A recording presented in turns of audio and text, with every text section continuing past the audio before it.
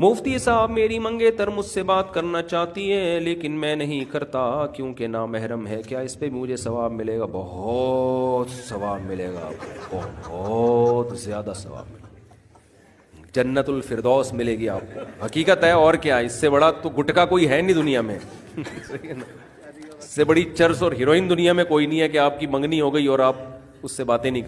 باتیں کرنا یہ چرس ہے، تو نہ کرنا یہ ایسے جیسے ہیروئن کو ہیروئن چھڑوا دو آپ، تو یہ بہت بڑا ثواب ہے۔ اور اس میں اس لڑکی کو دیکھو، بعض چیزیں ایسی ہوتی ہیں جن کا فائدہ بعد میں حاصل ہوتا ہے، آپ اگر ہی ہاں کر کے شروع ہو جاؤ نا اس سے بھی، تو اس کے دل میں اتنی بات تو آئے گی کہ یہ بندہ لڑکیوں کے معاملے میں جتنا اللہ سے ڈرنا چاہیے اتنا بہرحال نہیں ڈر رہا،